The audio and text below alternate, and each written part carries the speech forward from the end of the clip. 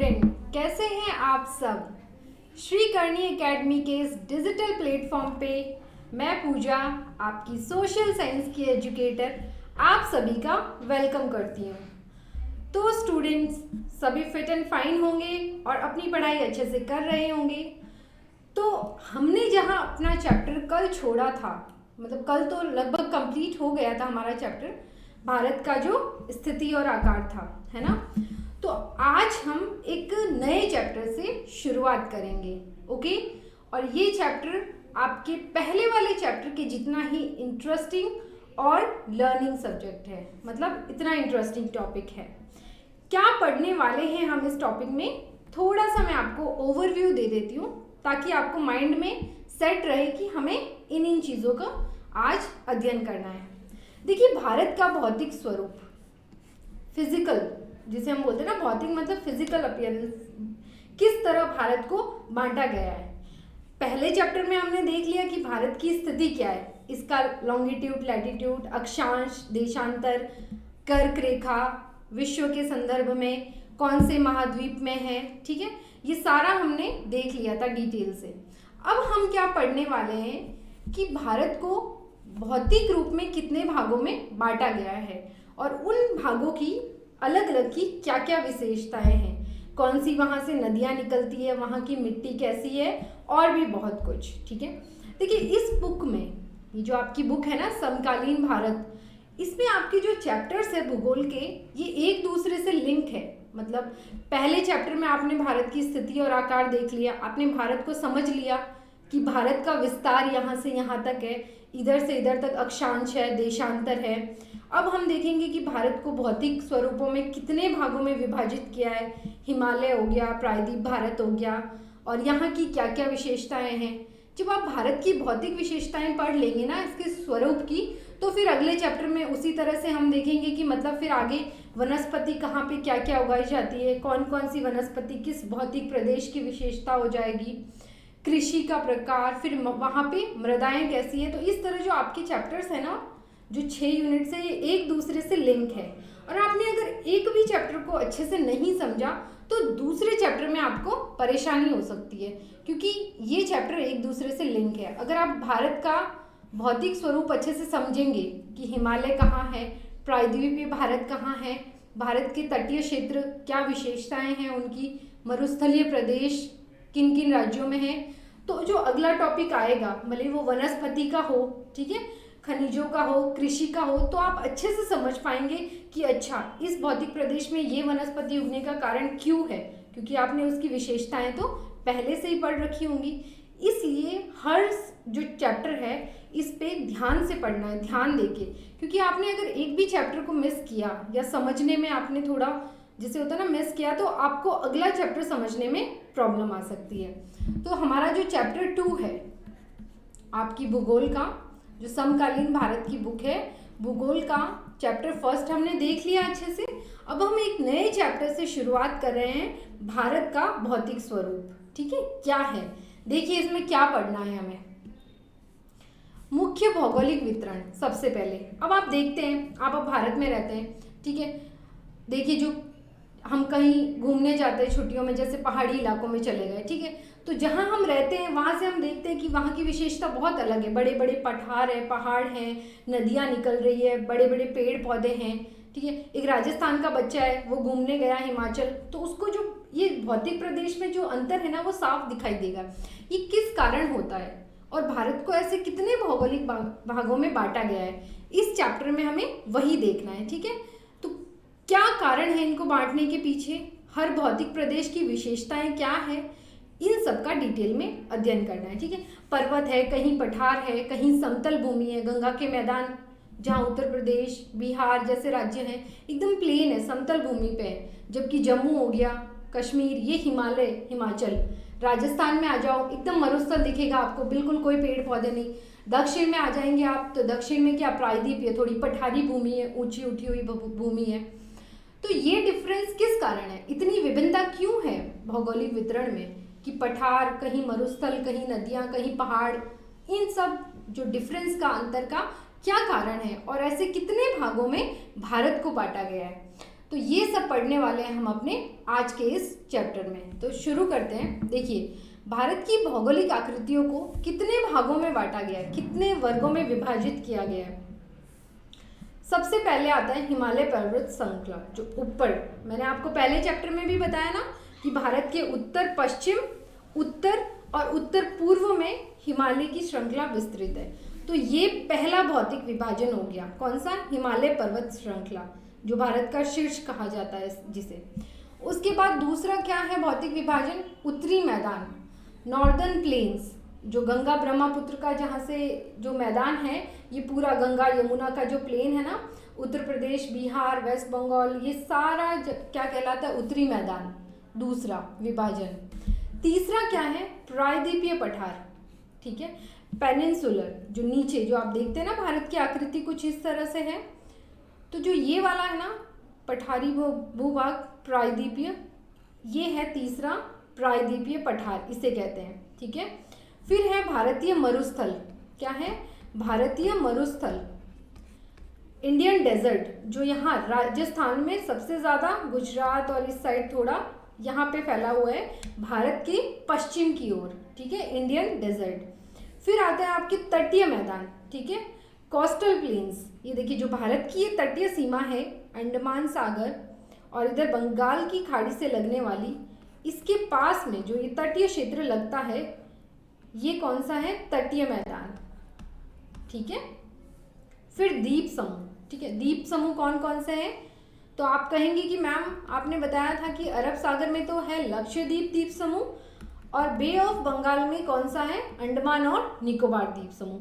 तो इसको एक अलग भौतिक प्रदेश में रख लिया गया ताकि हम अच्छे से अध्ययन कर सकें कि द्वीप समूहों की विशेषता क्या होती है, कितने डिग्री चैनल्स पे ये बटे हुए हैं, और भी बहुत कुछ। तो हिमालय यहाँ पे आ गया आपका, हिमालय पर्वत श्रृंखला, ये जो इस तरह से फैली हुई है भारत के उत्तर पश्चिम, उत्तर और उत्तर पूर्व से। ये आपका आ गया प्रायद्वीपीय पठार। फिर ये आ गया आपका मरुस्थल, ये कोस्टल प्लेन्स, तटीय मैदान, और ये आ गए द्वीप समूह, ठीक है। तो और ये उत्तरी मैदान, ठीक है। तो 6 प्रकार का भारत का भौगोलिक विभाजन जो किया हुआ है, और इसी को 1 बाय 1 हमें क्या करना है? डिटेल में देखना है। क्वेश्चन डायरेक्ट यहाँ से आ सकता है कि भारत को कितने भौगोलिक वर्गों में, कितने भागों में बांटा गया है? तो 6 भागों में। कौन कौन से? हिमालय पर्वत श्रृंखला, फिर उत्तरी मैदान, फिर प्रायद्वीप का पठार, भारत का मरुस्थल, तटीय मैदान और द्वीप समूह। तो ये नाम जो है आपको याद करने होंगे। अब हम देखेंगे हिमालय पर्वत को, ठीक है, जो हमारा ऊपर में फैला हुआ है, पूरा कश्मीर से लेके इधर अरुणाचल प्रदेश तक हिमालय पर्वत। इसके बारे में इसमें हम पहले अच्छे से विस्तार से पढ़ेंगे, ठीक है, कि क्या क्या इससे कौन कौन सी नदियाँ निकलती है, इसको भी आगे कितने भागों में बांटा गया है, नदियों के आधार पर कितने भागों में बांटा गया है, इस हिमालय पर्वत की मुख्य विशेषताएं क्या क्या है, और ये सब हमें इसमें अच्छे से पढ़ना है। पहले ये जो थियोरी है ये थोड़ा सा देख लेते हैं, फिर इसको कैसे पॉइंट्स में पढ़ना है या कौन कौन से पॉइंट्स इंपॉर्टेंट है वो मैं आपको बताऊंगी। तो शुरू करते हैं हिमालय पर्वत, ठीक है। भारत की उत्तरी सीमा पे विस्तृत है। बता ही दिया कि भारत की जो ये उत्तरी सीमा है, ठीक है, इस तरह से जो ये उत्तरी सीमा है यहाँ पे विस्तृत है हिमालय, ठीक है। भूगर्भीय रूप से युवा और बनावट के दृष्टिकोण से वलित पर्वत, देखिए फोल्ड माउंटेन, वलित पर्वत क्या होते हैं? जब आप आगे पढ़ेंगे, जो चट्टानें होती है पृथ्वी के आंतरिक भागों में पाई जाने वाली, जैसे टकराती हैं तो जो हिस्सा ऊपर उठता है और वहाँ पे फिर जो पर्वत का निर्माण होता है, फोल्ड माउंटेन जिसको बोलते हैं, वलित पर्वत, कुछ इस तरह से। देखिए, जो ये वल पड़ते हैं तो इसको वलित पर्वत कहते हैं, और इसका एग्जाम्पल कौन सा है? हिमालय। और ये युवा पर्वतमाला है, मतलब बनावट के दृश्य से ये जो विश्व की सबसे युवा पर्वतमाला है, सबसे बाद में बनी हुई सबसे नवीन जो है हिमालय है, ठीक है। ये पर्वत श्रृंखलाएं पश्चिम पूर्व दिशा से सिंधु नदी से लेके ब्रह्मपुत्र तक फैली हुई है। पश्चिम पूर्व दिशा में, मतलब पश्चिम ये हो गई आपकी, और इससे पूर्व दिशा की ओर इस तरफ ये फैला हुआ है हिमालय, ठीक है। यहाँ आ गया आपका सिंधु नदियाँ और इसकी सहायक नदियों का मैदान, और ये ब्रह्मपुत्र नदियों का मैदान पूर्व की ओर। तो सिंधु नदी और इसकी सहायक नदियाँ हैं, इसके यहाँ मैदान से लेके इस तरफ यहाँ पे ब्रह्मपुत्र नदियों के मैदान तक ये फैला हुआ है। हिमालय पर्वत की सबसे ऊंची पर्वत श्रेणी है और ये एक अत्यधिक असम अवरोधों में से एक है। असम मतलब सम नहीं है, समान भूमि नहीं है, उबड़ खाबड़ जिसे हम बोल सकते हैं असमतल भूमि। ये 2400 किलोमीटर की लंबाई में फैले अर्धवृत्त का निर्माण करती है। इसकी लंबाई कितनी है तो ये आप देख सकते हैं 2400 किलोमीटर। अर्धवृत्त मतलब आधा वृत्त, आधा सर्कल, इस टाइप से ही कुछ बनाती है ना हिमालय, तो ये इसको सेमी सर्कल बोला गया है, अर्धवृत्त। ठीक है, इसकी चौड़ाई जो है कश्मीर में 400 किलोमीटर और अरुणाचल प्रदेश में 150 किलोमीटर है। मतलब आप क्या कहेंगे कि मैम इससे पता चलता है कि कश्मीर में जो हिमालय है वो चौड़ा है और अरुणाचल प्रदेश में जाते जाते ही क्या है, इसकी चौड़ाई में कमी आ जाती है। तो मतलब हिमालय पश्चिम से पूर्व की ओर हिमालय की चौड़ाई में क्या आ जाती है, कमी आ जाती है। कश्मीर में 400 किलोमीटर और अरुणाचल प्रदेश में इसकी चौड़ाई कितनी है, 150 किलोमीटर। पश्चिम भाग की अपेक्षा पूर्वी भाग में जो बायोडाइवर्सिटी है, जैव विविधता है, वो क्या है, अधिक पाई जाती है। जैव विविधता मतलब पेड़ पौधे, जानवर, वन्य प्राणी, इन सब की जो मतलब प्रजातियों की जो विविधता है, डिफरेंट टाइप की स्पीसीज है, वो भारत के इस पूर्वी हिमालय में, ये जो पूर्वी पार्ट है, ब्रह्मपुत्र मैदान है जो नदियों का, यहाँ अधिक जैव विविधता पाई जाती है। ठीक है, और पश्चिम में जो है वो जैव विविधता पूर्वी हिमालय की अपेक्षा कम पाई जाती है, जबकि हिमालय पश्चिम में चौड़ा अधिक है और पूर्व की ओर चौड़ाई कम है। तो ये आपका एक इम्पॉर्टेंट पॉइंट है। फिर क्या देख रहे हैं हम, अपने पूरे देशांतरीय विस्तार के साथ हिमालय को 3 भागों में बांट सकते हैं। देखिए पहला चैप्टर पढ़ने की कितनी ज़्यादा हमें हेल्प हुई, ये आप देख सकते हैं कि यहाँ लिखा है देशांतरीय विस्तार। अब ये वर्ड आते ही आप कंफ्यूज नहीं होंगे, क्योंकि आपको पहले अच्छे से पढ़ा रखा है कि देशांतर और अक्षांश रेखाएं क्या होती है और देशांतरीय विस्तार किसे कहते हैं। तो आप समझ गए होंगे कि देशांतरीय विस्तार के आधार पर 3 भागों में बांटा है। तो क्विकली आपके माइंड में आ जाएगा कि जैसे ही हिमालय इस तरह बटा हुआ है, तो देशांतरीय मतलब देशांतरीय रेखाएं तो इस तरह होती हैं, लंबवत कुछ इस तरह, तो मतलब इस तरह बांटा गया है, पहले ये फिर ये देशांतर के आधार पे। ठीक है, इन श्रृंखलाओं के बीच बहुत अधिक संख्या में घाटियां पाई जाती है और सबसे उत्तरी भाग में महान या आंतरिक हिमालय या हिमाद्री। देखिए डिवीजन कर रहे हैं हम हिमालय का पहला, और वो किस बेस पे कर रहे हैं, देशांतरीय विस्तार के बेस पे।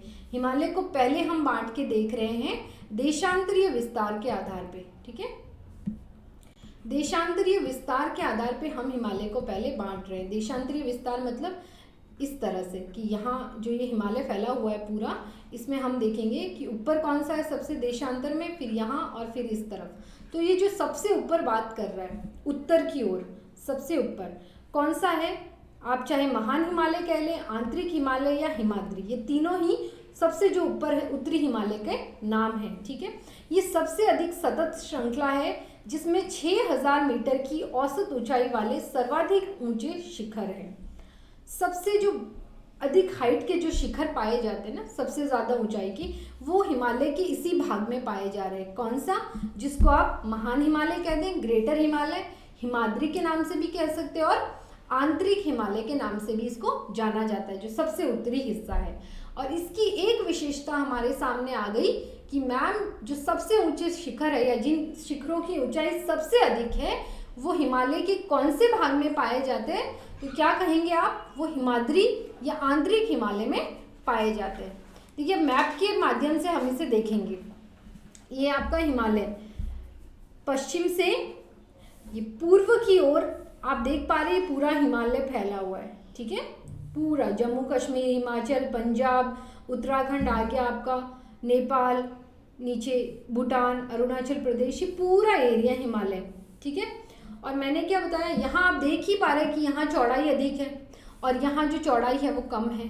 बता भी दीजिए, मैंने क्या बताया था, जम्मू कश्मीर में 400 किलोमीटर तक इसकी चौड़ाई है और अरुणाचल प्रदेश में 150 किलोमीटर तक की चौड़ाई है। तो देख पा रहे हैं यहाँ अधिक है चौड़ाई पश्चिमी भाग में, और पूर्वी भाग में आते आते चौड़ाई क्या कम हो जाती है। लेकिन फिर दूसरा पॉइंट क्या पड़ा इंपॉर्टेंट, कि जैव विविधता।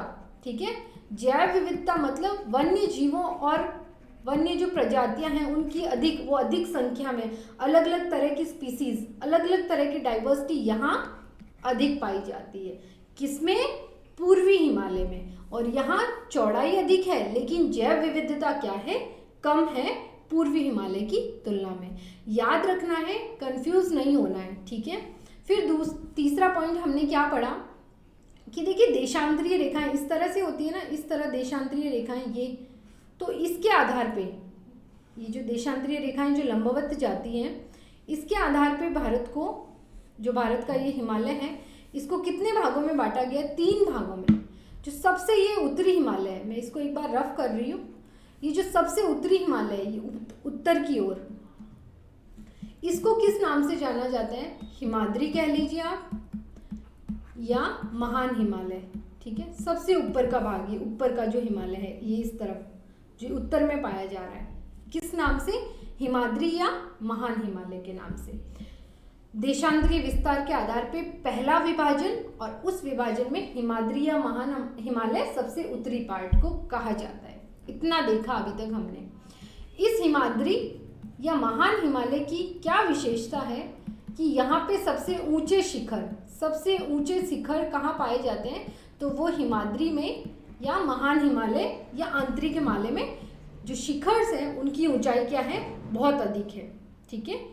ये देख पा रहे हैं आप, ये श्रेणियां हैं, जॉस्कर श्रेणी, लद्दाख श्रेणी, काराकोरम, ठीक है। फिर ये हिमालय शिवालिक श्रेणी, ये आगे आप पढ़ेंगे तो ये देखिए, ये सिंधु नदी और इसकी सहायक नदियों का मैदान है। सिंधु, झेलम, रावी, सतलज, व्यास, ये सब सिंधु की सहायक नदियाँ। तो इसका पश्चिमी विस्तार सिंधु नदी की सहायक नदियों से लेके, ये आप देख पा रहे ब्रह्मपुत्र, तो पूर्वी विस्तार ब्रह्मपुत्र नदी के जो ये नदी है यहाँ तक है, ठीक है। ये पॉइंट आपका क्लियर हुआ। अब आगे देखिए क्या है, जो शिखर है, जो लिखा था ना कि उत्तरी हिमालय में सबसे ज़्यादा ऊंचाई के शिखर पाए जाते हैं, तो अब इन शिखर्स के कुछ नाम हैं। पूछ लिया जाता है कभी कभी कि सबसे ऊंचा शिखर कौन कौन सा है, या 4 ऑप्शन में नाम दे दिया और बोला कि सबसे ऊंचा कौन सा है, फिर उससे छोटा, फिर उससे छोटा, फिर उससे छोटा। मतलब या तो अवरोही क्रम में या आरोही क्रम में इनको आपको सेट करने के लिए भी दे दिया जाता है। तो कर लेंगे आप। देखिए माउंट एवरेस्ट सबसे ऊंचा शिखर है हिमालय का, लेकिन ये हमारे देश में नहीं, कहाँ है? नेपाल में। क्योंकि अभी अभी हमने देखा कि हिमालय कहाँ, देखिए ये नेपाल में भी है ना हिमालय, ये पूरा नेपाल है इस तरह से, जो मैंने रेड कलर से बाउंड्री बनाई है। और ये आपका भूटान, तो हिमालय भूटान, नेपाल, और ये जो चीन का तिब्बत पार्ट है, इन सब में फैला हुआ है। तो यहाँ पे सबसे ऊंचा शिखर हिमालय का पाया जाता है माउंट एवरेस्ट। ये देख रहे हैं आप, माउंट एवरेस्ट जो नेपाल है इसकी उत्तरी सीमा पे पाया गया है सबसे ऊंचा। नेपाल कितनी ऊंचाई है? अभी ऊंचाई अभी अभी रिसेंट में और बढ़ गई है, ठीक है, माउंट एवरेस्ट की। फिर आता है कंचनजंगा, ठीक है। कंचनजंगा भारत का है और भारत का सबसे ऊंचा शिखर है। आप ऊंचाई नहीं याद हो रही तो आप शिखर और वो किस देश में है ये ज़रूर याद करना। मकालू नेपाल का है। फिर धौलागिरी ये भी नेपाल में है। नंगा पर्वत ये भारत में है और ये किस तरफ है? अरुणाचल प्रदेश में, पूर्वी भाग में। अन्नपूर्णा नेपाल का, नंदा देवी भारत का, कामेट, नामचा बरुआ ये भी भारत के हैं। तो भारत की आप ज़रूर याद कीजिए। सबसे पहले तो ये माउंट एवरेस्ट, ये तो करना ही है क्योंकि ये तो इम्पोर्टेंट हो जाता है, ठीक है। सबसे ऊंचा शिखर है हिमालय का, कहाँ स्थित है? नेपाल में, ठीक है। इम्पोर्टेंट क्वेश्चन है, याद करना है इसे आप। फिर भारत का कंचनजंगा, ठीक है, कहाँ है ये सिक्किम में। सिक्किम के जो आपको मैं अभी मैप में बताऊंगी। फिर भारत का कौन सा है? नंगा पर्वत, फिर नंदा देवी और नामचा बरुआ। अब ये किस तरफ है देखिए, आइए हम मैप में एक बार देखते हैं। ये देखिए, ये रहा नामचा बरुआ, ठीक है, नामचा बरुआ ये रहा। फिर एक हमने देखा था कंचनजंगा, देख पा रहे हैं आप कंचनजंगा, ये देखिए सिक्किम। ये यहाँ पे जो नेपाल और भूटान के बीच जो छोटा सा है ना हमारा राज्य सिक्किम, जैसे ये नेपाल हो गया और फिर ये सिक्किम है इस तरह से, और फिर यहाँ पे वापस भूटान है। तो ये यहाँ पे कंचनजंगा एकदम यहाँ पे इसकी उत्तरी सीमा पे यहाँ पे कंचनजंगा है, ठीक है। तो यहाँ पे भारत का ये सबसे ऊंचा शिखर है, ये देख रहे हैं कंचनजंगा। फिर कौन सा देखा था हमने, मकालू श्रेणी नेपाल में ये रही, अन्नपूर्णा भी कहाँ है, शिखर ये नेपाल का, धौलागिरी भी नेपाल का, ये रहा नंदा देवी। देखिए कहाँ पे है नंदा देवी, देखिए थोड़ा सा हम इसे जूम करके देखते हैं, ये देखिए ये नंदा देवी, और ये कहाँ है, ये कौन सा भारत का राज्य है, तो आप कहेंगे कि मैम ये उत्तराखंड राज्य में भारत के ये पर्वत श्रृंखला या ये जो पर्वत है ऊंचा शिखर है नंदा देवी कहाँ पे है, उत्तराखंड राज्य में। ठीक है, ये रहा नंदा देवी। तो भारत के देख लिया आपने कौन कौन से हैं, कंचनजंगा, फिर ये आ गया नंदा देवी, ठीक है, और जो बाकी थे धौलगिरी, अन्नपूर्णा, नामचा बरुआ, ये भी देख लिया हमने। माउंट एवरेस्ट नेपाल का हो गया, कंचनजंगा भारत, और इस तरह से इनको शिखरों को भारत में कौन कौन से हैं ये थोड़ा इम्पोर्टेंट हो जाता है, तो ये आप एक बार मैप में भी लोकेट करके अपना इसे अच्छे से रिवाइज कर लीजिए। अब अगला क्या है, पहला पॉइंट हमने देखा जो हिमाद्री था, भारत का उत्तरी हिमालय, और इसकी दो विशेषताएं हमने अभी देखी कि ये सबसे, इस जो हिमाद्री पार्ट है, जो हिमालय का जो सबसे उत्तरी पार्ट है और जिसको देशांतरीय विस्तार के आधार पे हमने हिमालय को विभाजित किया, उसमें जो हिमाद्री है उसकी एक विशेषता हमने अभी देखी, और वो क्या है, क्या कहेंगे आप कि मैम इसमें सबसे ऊंचे शिखर पाए जाते हैं या शिखरों की सबसे अधिक ऊंचाई हिमाद्री में पाई जाती है, हो गया। और कौन कौन से शिखर है वो अभी हमने डिटेल में देख लिए। अब क्या लिखा है कि हिमाद्री के दक्षिण में, मतलब ये जैसे हिमाद्री है इसके साउथ में नीचे की तरफ आएंगे आप भारत में ही, तो स्थित श्रृंखला सबसे अधिक असम है एवं हिमाचल या निम्न हिमालय। हमें अपना दूसरा पार्ट मिल गया, कौन सा है, उसे किस नाम से जाना जाएगा, निम्न हिमालय, मतलब ये हिमाद्री हो गई सबसे ऊपर, और इसके जब दक्षिण में आएंगे तो यहाँ पे निम्न हिमालय, ठीक है। ये हम हिमालय पर्वतमाला का ही आगे और विस्तार से अध्ययन कर रहे हैं और उसको आगे बांट के पढ़ रहे हैं, तो आप कंफ्यूज मत होना, ये हिमालय के ही पार्ट है। उत्तरी पार्ट हिमाद्री, फिर हिमाद्री के पास दूसरा पॉइंट कौन सा है, निम्न हिमालय, ठीक है, इस नाम से इसे जाना जाता है। इन श्रृंखलाओं का निर्माण मुख्यतः अत्यधिक संपीड़ित और परिवर्तित शैलों से हुआ है। इनकी ऊंचाई 3700 मीटर से 4500 मीटर के बीच और चौड़ाई कितनी है, 50 किलोमीटर, जबकि पीर पंजाल श्रृंखला सबसे लंबी और सबसे महत्वपूर्ण श्रृंखला है। धौलाधार एवं महाभारत श्रृंखलाएं भी महत्वपूर्ण हैं, वो भी निम्न हिमालय का ही एक हिस्सा है। इस श्रृंखला में कश्मीर की घाटी तथा हिमाचल में कांगड़ा एवं कुल्लू की घाटियां भी स्थित है, किसमें, निम्न हिमालय में, और इस क्षेत्र को पहाड़ी नगरों के लिए भी जाना जाता है।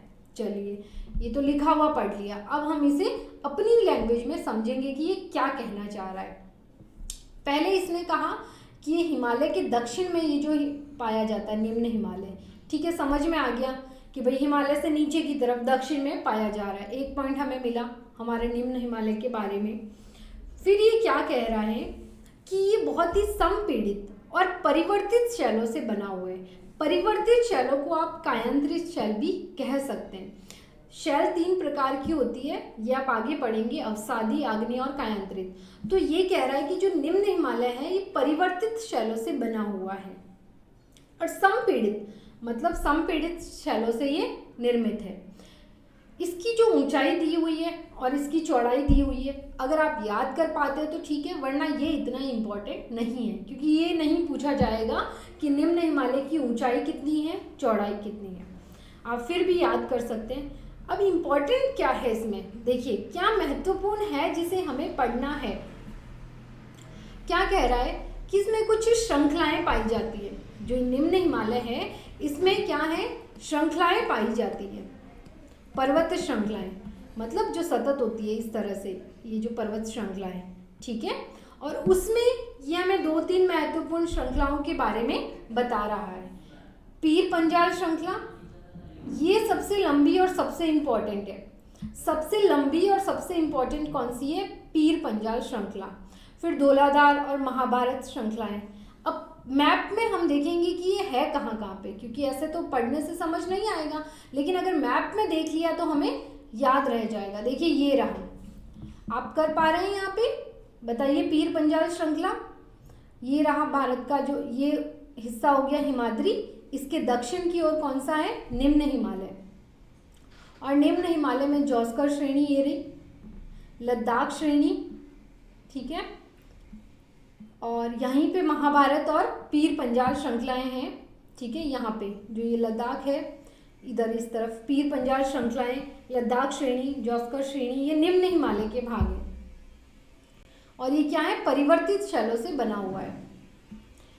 आगे क्या कह रहा है कि कुछ घाटियां हैं। देखिए घाटियां क्या होती है, ये घाटियां किसे कहते हैं, देखिए ये जैसे ही पर्वत है, तो पर्वत का जो ये ऊंचा शिखर होता है, दो ऊंचे शिखरों के बीच में जो ये आपको लोअर पार्ट दिख रहा है, इसे घाटी कहा जाता है, ठीक है।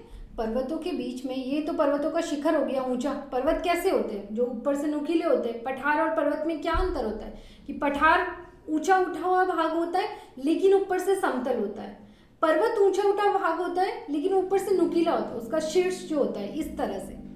तो ये नुकीले शीर्षों के बीच में जो ये नीचे की तरफ घाटियां पाई जाती है, इस तरह से आप देख पा रहे हैं। तो ये क्या कह रहा है कि निम्न हिमालय में ऐसी बहुत सारी घाटियां पाई जाती हैं, ठीक है, ठीक है। और उसमें फेमस कौन कौन सी है, तो फेमस आपकी कांगड़ा कुल्लू घाटियां कहाँ पे है, हिमाचल प्रदेश में, भारत का एक राज्य है हिमाचल प्रदेश, इसमें। और इस क्षेत्र को, इस निम्न हिमालय को और किस लिए फेमस है या किस लिए जाना जाता है कि यहाँ पे पहाड़ी नगर जैसे देहरादून हो गया, मतलब पहाड़ों में बसने वाले कुछ नगर यहाँ पे पाए जाते हैं, इसलिए भी ये हिमालय फेमस है, इसलिए इस निम्न हिमालय को इसलिए भी जाना जाता है। तो हिमाद्री हो गया हिमालय का सबसे उत्तरी हिस्सा, ठीक है, जिसमें सबसे ज़्यादा शिखरों की ऊंचाई है। उसके बाद हमने देखा निम्न हिमालय जो इसके दक्षिण की तरफ है। इसकी विशेषताएं क्या देखी हमने कि निम्न हिमालय परिवर्तित शैलों से बना हुआ है, ठीक है। दूसरा पॉइंट क्या देखा कि मैम यहाँ पे पीर पंजाल, धौलाधर, महाभारत जैसी श्रृंखलाएं, जो बहुत लंबी श्रृंखलाएं पाई जाती है, ठीक है। तीसरा पॉइंट क्या देखा कि यहाँ पे हमें घाटियाँ मिलती है, प्रसिद्ध घाटियों के नाम कांगड़ा कुल्लू घाटियाँ हिमाचल की, और यहाँ पे कुछ पहाड़ी नगर भी मिलते हैं निम्न हिमालय में। तो ये 2-3 पॉइंट्स हो गए। अब हिमालय में, ये पूरा हिमालय ही है, हिमालय का उत्तरी, फिर बीच का और सबसे नीचे का दक्षिण का हिस्सा क्या कहलाता है, शिवालिक। किस नाम से जाना जाता है, शिवालिक के नाम से, या फिर इसे कह सकते हैं आप बाहरी श्रृंखला। कौन सी श्रृंखला, बाहरी श्रृंखला। देखिए हिमाद्री का मैंने एक आपको और नाम बताया था आंतरिक, और ये कौन सी है, बाहरी है, ठीक है। तो इस तरह पहला, दूसरा और तीसरा विभाजन हमने हिमालय का देखा। देशांतरीय विस्तार के आधार पे 3 भागों में हिमालय को बांटा। उत्तरी हिस्सा हिमाद्री या आंतरिक हिमालय, दक्षिण में आ गया आपका निम्न हिमालय, और सबसे जो बाहरी श्रृंखला है क्या कहा गया इसको, शिवालिक। चौड़ाई कितनी है इसकी, 10 से 50 किलोमीटर। ऊंचाई कितनी है, 900 से 1000 मीटर तक। ये श्रृंखलाएं उत्तर में मुख्य हिमालय की श्रृंखलाओं से नदियों द्वारा लाई गई असंपीड़ित अवसादों से बनी हुई है। ये घाटियां बजरी तथा जलोढ़ की मोटी परत से ढकी हुई हैं। निम्न हिमालय तथा शिवालिक के बीच में लंबवत घाटी को दून के नाम से जाना जाता है। और कुछ ऐसे प्रसिद्ध दून आपके यहाँ नाम दिए गए, देहरादून, कोटली दून, पाटली दून। अब क्या है, क्या लिखा है इसने इतना सारा, बोलेंगे मैम कुछ समझ नहीं आया, क्या लिखा हुआ है ये। कोई बात नहीं, अभी एक एक पॉइंट को हम अच्छे से देखेंगे कि क्या है। जब लिखा हुआ होता है ना थियरी में, उसको देखते ही बच्चा डर जाता है कि इतना सब कुछ क्या लिखा हुआ है, कैसे याद होगा। अगर उसे हम पॉइंट्स में तोड़ लें, टुकड़ों में तोड़ के पॉइंट्स अपने हिसाब से बना लें, तो चुटकियों में याद हो जाता है, क्योंकि फिर 3-4 पॉइंट मुश्किल से निकल के आते हैं। जैसे हमने शिवालिक को देखा, क्या कहा गया है, चलो सबसे बाहरी श्रृंखला है, समझ में आ गया, ठीक है। फिर क्या बोल रहा है कि इसकी चौड़ाई और ऊंचाई हमें कोई मतलब नहीं है, क्योंकि ये इम्पोर्टेंट नहीं है। फिर क्या बोल रहा है, देखिए इम्पोर्टेंट क्या है, कि उत्तर में स्थित मुख्य हिमालय की श्रृंखलाएं, जो उत्तर का जो ये मुख्य हिमालय, इसके उत्तर में तो यही दो हिमालय है ना, निम्न और हिमाद्री। यहाँ से जो नदियों द्वारा लाई गई अवसाद, देखिए नदियाँ जब बहती है ना ऊंचे पर्वतीय भागों से, जब आपकी नदियाँ बहती है तीव्र गति से, तो वो अपने रास्ते में आने वाले बजरी, कंकर, इन सबको अपने साथ लेके चलती है, ठीक है। और जैसे ही वो थोड़ा पर्वत से थोड़ा सा उससे नीचे भूभाग पे आती है, तो वो ये जो अवसाद होते हैं ना, बजरी हो गया, कंकड़ या मोटे पत्थर, इनको वहीं पे छोड़ के आगे निकल जाती है। तो ये क्या कहना चाह रहा है कि जो शिवालिक हिमालय है, ये जो हिमालय की बाहरी श्रृंखला है, ये जो यहाँ से जो नदियाँ आ रही है तीव्र गति में, ये जो अपने साथ अवसाद ला रही है, कंकड़, बजरी, पत्थर, तो ये यहाँ शिवालिक में आके क्या छोड़ जाती है, और उनसे ये अवसाद, जैसे मान लो यहाँ नदी ने ये अवसाद जमा कर दिए, अब कई सालों तक ऐसे अवसाद जमा होंगे तो ये क्षेत्र क्या थोड़ा उभर जाएगा। तो ये जो यहाँ पे पर्वत या जो श्रृंखलाएं बनती है शिवालिक में, ये नदियों के अवसादों से बन रही है, ठीक है, ये कहना चाह रहा है ये। वापस देखते हैं हम, कहाँ गया ये रहा, देखिए आपका कहाँ था हम, ये रहा, ठीक है। आधार पे नदियों घाटियों, नहीं ये नहीं था, ये तो अभी हमें पढ़ना है। हिमाद्री, हिमाद्री तो हो गया ना हमारा, हिमाद्री के बाद शिवालिक आ गया। टेक्नोलॉजी, इसमें कुछ ऐसा कभी कभी हो जाता है, बोर्ड पे पढ़ते हैं तो कुछ ऐसा नहीं होता, डोंट वरी। हम कहाँ थे कि देखिए क्या बताया कि ये जो शिवालिक है ना, जो बाहरी श्रृंखला है हिमालय की, ये अवसादों से निर्मित है। जो इन दोनों उत्तर में जो हिमालय पर्वत है, हिमाद्री और निम्न हिमालय से जो नदियाँ निकल रही है, वो जो अपने साथ अवसाद ला रही है, उनसे शिवालिक के जो पर्वत श्रृंखला है उनका निर्माण हुआ है। लिखिए ये घाटियाँ बजरी और जलोढ़ की मोटी परत से ढकी हुई है, और बजरी ये अवसाद का ही एक रूप है। तो ये जो घाटियाँ हैं, जो शिवालिक की जो घाटियाँ हैं, ये ऐसे ढकी हुई है, क्योंकि जब नदियाँ आती है और आगे बहती हैं तो ये अपना अवसाद यहाँ जमा कर देती है। तो फिर क्या लिखा है कि शिवालिक और निम्न हिमालय के बीच में जो लंबवत घाटी है, ये रहा आपका निम्न हिमालय और ये रहा शिवालिक, इसके बीच में जो लंबवत लंबी लंबी घाटियाँ हैं, ठीक है, इस तरह से जो ये लंबी लंबी घाटियाँ हैं, यहाँ पे कुछ प्रसिद्ध दून है, इन्हें दून कहा जाता है, और इन दून में कुछ शहर बसे हुए हैं जैसे देहरादून, ठीक है। एक क्वेश्चन आपसे डायरेक्ट पूछा जा सकता है कि दून किसे कहते हैं, या कुछ प्रसिद्ध दूनों के नाम बताइए, तो आप क्या कहेंगे कि निम्न हिमालय और शिवालिक के बीच में जो लंबवत घाटियां पाई जाती है उन्हें ही दून कहा जाता है, और उन दून्स के नाम देहरादून, कोटली दून, ये सब आप नाम बता सकते हैं। देखिए मैप में आपको वापस दिखाती हूँ मैं। अब देखिए, अब इसे हम एक बार वापस रफ करते हैं अच्छे से समझने के लिए, ठीक है। क्या कह रहा है ये, देखिए ये बोल रहा है कि जो उत्तर का है, ये तो उत्तरी हिमालय, हिमाद्री जिसे नाम से जाना जाता है। फिर ये इसने कहा इसमें ऊंचे शिखर पाए जाते हैं, नंगा पर्वत हो गया, फिर हमने यहाँ अन्नापूर्णा, धौलागिरी, माउंट एवरेस्ट, कंचनजंगा, ये सारे पर्वत देखे, ठीक है, कोई बात नहीं, समझ आ गया यहाँ तक। उसके बाद बोला कि इसके नीचे का भाग है, इसे निम्न हिमालय के नाम से जाना जाता है, ठीक है, इसे भी हमने समझ लिया। इस हिमालय में कुछ पर्वत श्रृंखलाएं हैं, लद्दाख की श्रेणी, जॉस्कर श्रेणी, पीर पंजाल, ठीक है, ये वाला जो हो गया, ये कौन सा हो गया आपका निम्न हिमालय हो गया। ये आपका हिमाद्री, ये पूरे में ऐसे है ना, पूरे में, ये जो पूरे में उत्तरी है वो हिमाद्री हो जाएगा। फिर जो बीच का पार्ट आ रहा है पूरे में, वो निम्न हिमालय, और पूरे हिमालय में जो नीचे का पार्ट है, देखिए लिखा भी है शिवालिक श्रेणी, ये जो बाहरी श्रृंखला है हिमालय पर्वत की, पूरी इस तरह फैली हुई है, ठीक है, ये दिख रही है। इसे क्या माना जाता है, शिवालिक के नाम से जाना जाता है, जो सबसे बाहरी पार्ट है। और इस शिवालिक श्रेणी में क्या है, अवसादों से बनी हुई बजरी और जलोढ़ मिट्टी के अवसादों से निर्मित पर्वत की श्रृंखलाएं हैं, क्योंकि जब यहाँ से नदियाँ निकलती है तो वो यहाँ पे अवसादों का निक्षेपण कर देती है, और वो अवसाद क्या श्रृंखलाएं, उनसे पर्वत श्रृंखलाएं निर्मित होती हैं। तो ये शिवालिक श्रेणी जो है ये उनसे बनी हुई है। इसमें कुछ दून है, देहरादून, कोटली दून, और दून होते क्या हैं, तो निम्न हिमालय और शिवालिक के बीच में जो लंबवत जो घाटियाँ पाई जाती हैं, यहाँ पे तो उन्हें क्या कहा जाता है, दून कहा जाता है।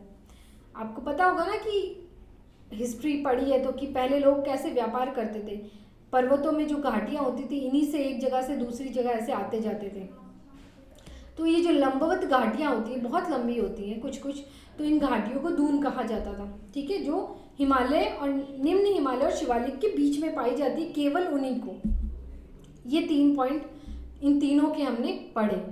तो आपसे कोई पूछ ले कि अच्छा हिमालय के बारे में बताइए, क्या बताएंगे कि भारत के उत्तर पश्चिम और उत्तर पूर्व में हिमालय श्रृंखला फैली हुई है, पहला पॉइंट, ठीक है, वेरी गुड। फिर बोलेंगे मैम हिमालय को हमने देशांतरीय विस्तार के आधार पे 3 पार्ट्स में डिवाइड कर दिया, ठीक है, अच्छा किया। कौन कौन से पार्ट्स हैं?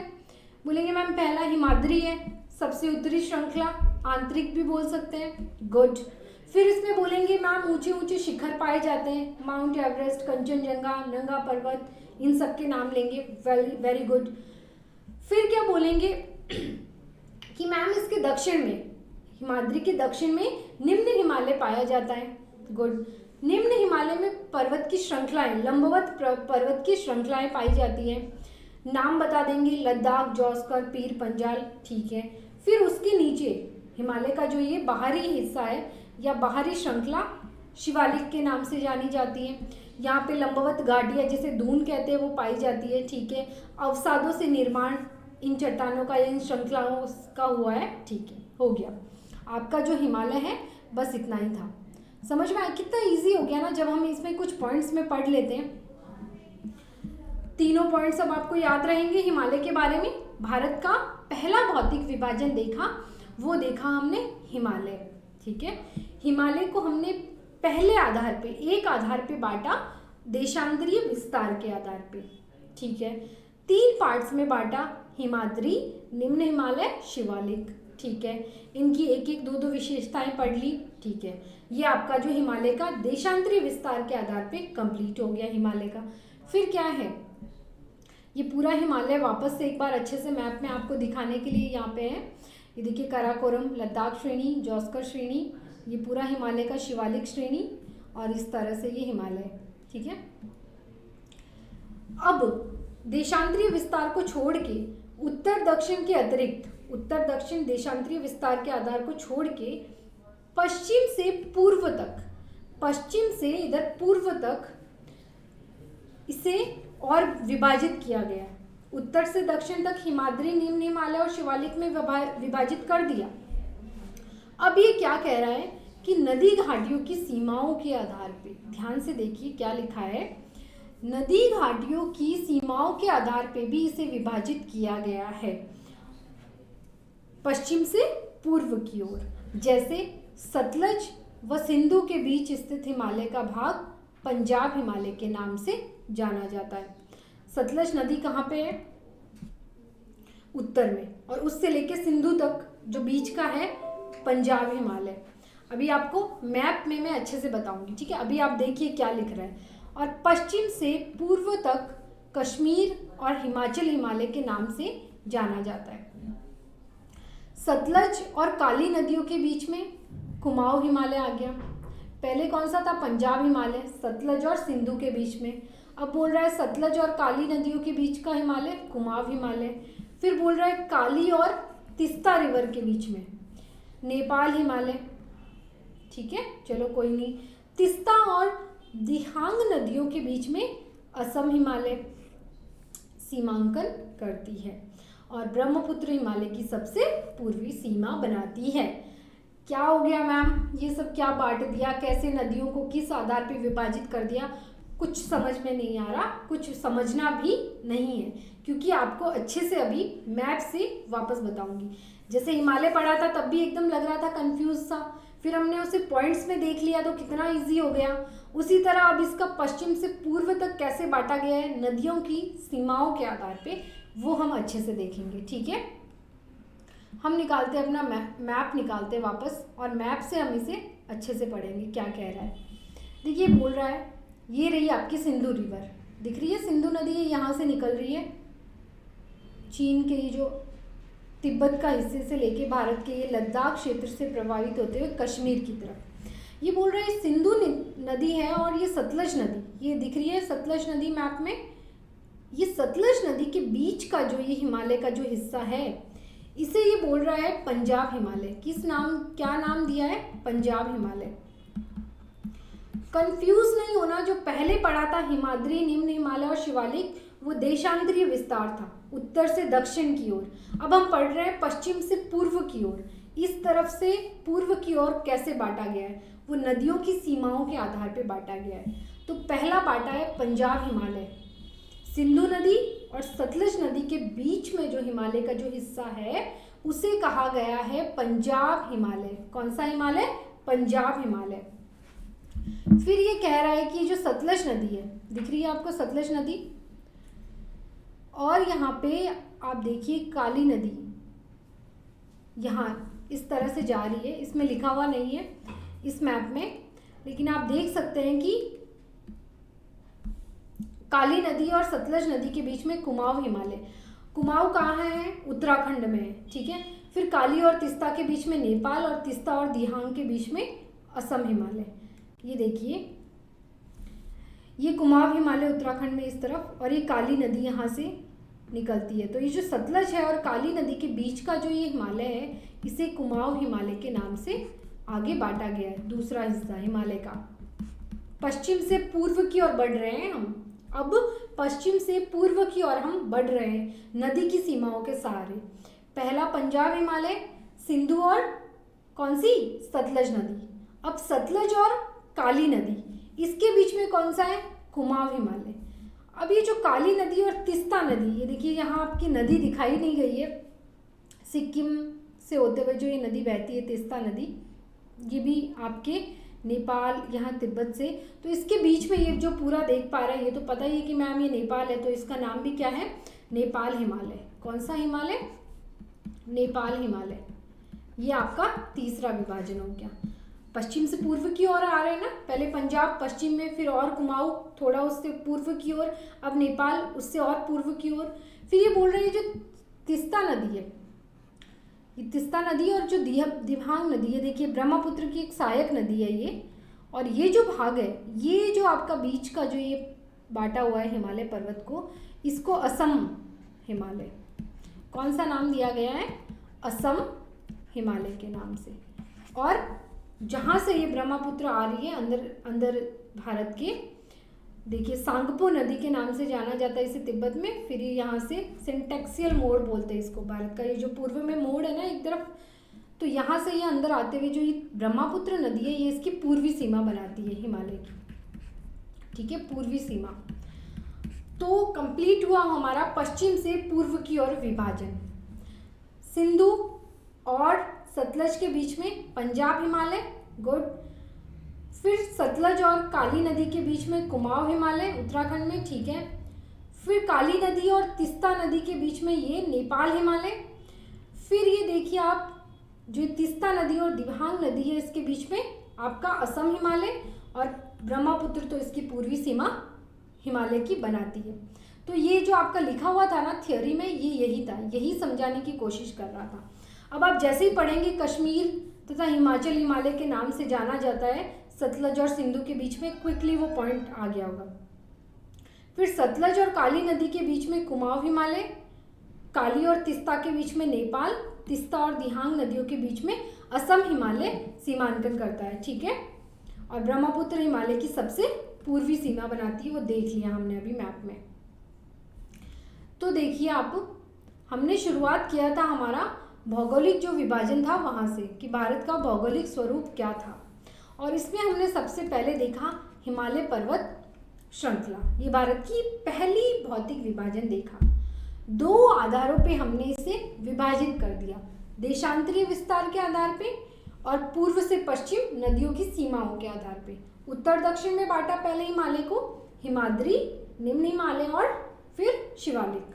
फिर हमने इसे पश्चिम से पूर्व की ओर बांटा, सतलज और सिंधु नदी के बीच में, सिंधु और काली नदी के बीच में, काली और तिस्ता नदी, फिर तिस्ता और दिहांग नदी के बीच में, और फिर ब्रह्मपुत्र इसकी पूर्वी सीमा बनाती है। तो आज हमने हिमालय पर्वत श्रृंखला का विस्तार से अध्ययन किया, कौन कौन से शिखर होते हैं, कौन कौन सी श्रृंखलाएं इंपॉर्टेंट है, किस आधार पे इसे बांटा गया, उनके नाम आप एक बार मैप में खुद से लोकेट कीजिएगा, उत्तर से दक्षिण के आधार पे, फिर पश्चिम से पूर्व के आधार पे, ठीक है, अच्छे से। और ये जो लंबाई चौड़ाई है, अगर ये आपको याद नहीं हो रही तो आप जो नाम है ना ये ज़रूर याद रखिए। अब कल जो हम पढ़ेंगे वो हम पढ़ेंगे उत्तरी मैदान के बारे में। थोड़ा आप इसके बारे में पढ़ के आना। तो नेक्स्ट वीडियो में आप मुझसे मिलेंगे उत्तरी मैदान के साथ। तब तक पढ़िएगा अच्छे से, और कोई डाउट हो तो कमेंट करिए और वीडियो को लाइक ज़रूर करिए। Thank you so much.